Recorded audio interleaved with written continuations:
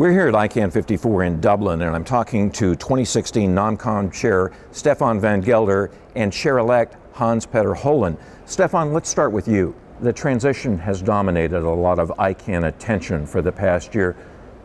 How does that affect NomCom? What's NomCom's role in that whole issue? Well, for us, it makes it a bit more difficult. Our job, as you know, is to select board members that will serve 3-year terms. So we have to take into account the fact that as they come in, there is this transition in flux, which may change the nature and the definition of their job going forwards.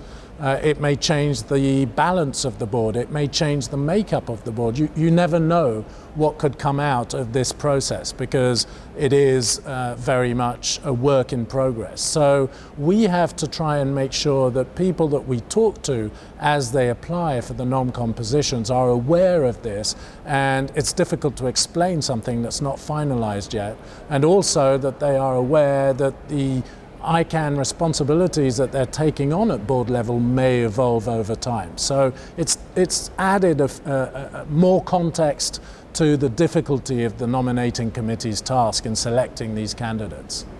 What is the importance of NomCom's task in the context of the CEO transition which is about to occur? So this year in 2016 we'll have a new CEO, and we don't know yet who that person will be, what changes they will bring to ICANN, to the way ICANN is managed. The interaction with the board is very important, and the nominating committee selects half the board. 8 board members are selected by the committee, and if you take the board as a whole, it's a 16-man board if you exclude the liaisons and the non-voting people. So we select half of that board, and it's important that the board be able to work with the CEO. So that's another piece of the puzzle that right now we don't exactly know where that will fit, and the NomCom as a recruitment body has to take that into account. And when we talk to people that want to apply, when we give out skill sets which we get from the board, for example, we will have to try and make that clear as well. Hans, there's an ongoing debate over industry knowledge versus conflict of interest at the board level. Talk to me about that. Well, I think that's a very interesting thing to pay attention to. On the one side, we want the board who has intimate knowledge of this industry, so that we need knowledgeable board members who can make the right strategy, the right decisions on the board. On the other hand, the board doesn't get very effective if board members have own interests in the matters that are discussed. So we need to have people who both know the industry but don't have, or sort of have industry insiders on any of the major players in this. What are some of the other leadership positions, and how do they afford an opportunity in a sort of learn the ICANN ropes capacity?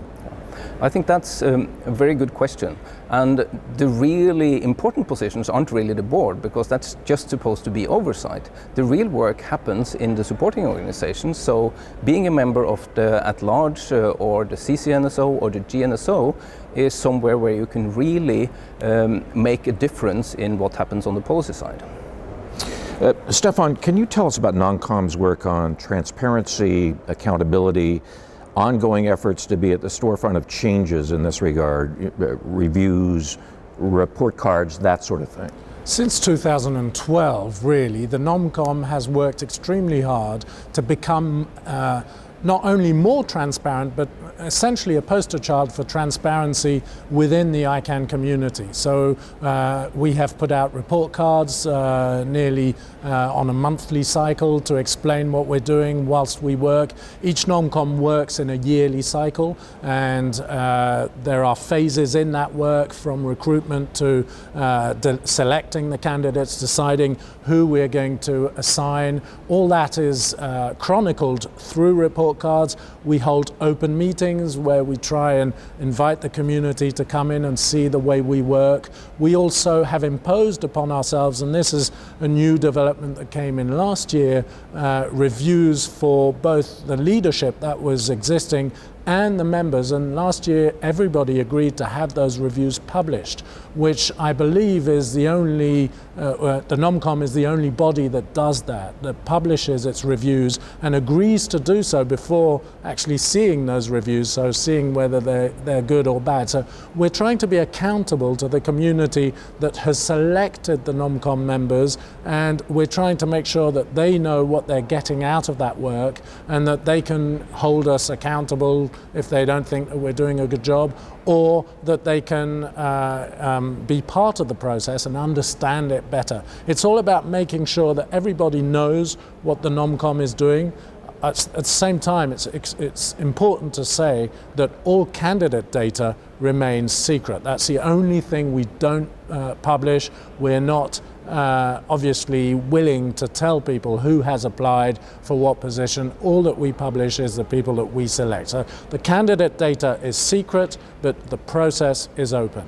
And I assume transparency holds an extra benefit in this regard. As more people learn about your work, more people might be interested in applying for some of those leadership positions, right? That's exactly the thinking. We are working hard on outreach, making sure people not only know of the NomCom, but first step, know of ICANN, because some of the talented people that we'd like to recruit may not even know ICANN exists. So part of the work is making sure that within the community, people know there's a NomCom and how it works, and outside of that community, people know there's an ICANN and how it works. In many regards, in many respects, we are the ambassadors, the first line of contact, if you will, for people coming into this process, because if they've applied, they'll meet us first. So we have to make sure that we are able to portray ICANN in a very good light and show the positives of this multi-stakeholder model.